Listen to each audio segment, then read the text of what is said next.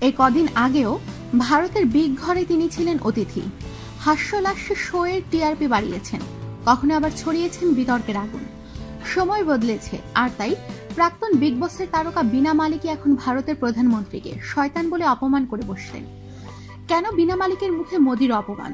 এখন অবশ্য তিনি আর অভিনেত্রী বা মডেল নন, হয়ে উঠেছেন এক খবরের চ্যানেলের সঞ্চালিকা। আর সেই কারণেই মোদির নিন্দা শোনা গেল বীণার মুখে। সম্প্রতি ইসরায়েলে সফরে গিয়েছেন ভারতের প্রধানমন্ত্রী নরেন্দ্র মোদী। ইসরায়েলি প্রধানমন্ত্রী বেঞ্জামিন নেতানিয়াহু বেশ খোশ মেজাজে সময় কাটাচ্ছেন দুইজনে। সেই সঙ্গে চলছে আলোচনাও। বেশ কয়েকটি চুক্তিও স্বাক্ষরিত হয়েছে। আর এই সাক্ষাৎকে কটাক্ষ করেছেন পাকিস্তান। সেই দেশের দৃষ্টিভঙ্গিতে এই আসলে বিশ্বের দুই শয়তানের সাক্ষাৎকার, যারা বিশ্বজুড়ে মুসলিম সম্প্রদায়ের উপর আঘাত হানতে খড়গহস্ত। একদিকে মোদী কাশ্মীরে নিরীহ মানুষের উপর অত্যাচার করছেন, অন্যদিকে ইসরায়েলের প্রধানমন্ত্রী প্যালেস্টাইন সম্পর্কেও একই পদক্ষেপ নিয়েছে। এই দুই নেতার সাক্ষাৎ তাই ইসলামের উপর আঘাত হানে বলেই মনে করছে পাকিস্তানি এক সংবাদ মাধ্যম।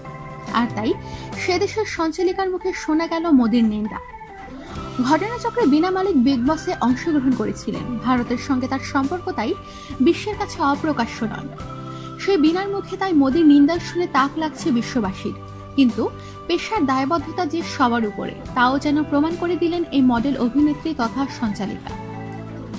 আমাদের সাথেই থাকুন আর সাবস্ক্রাইব করুন।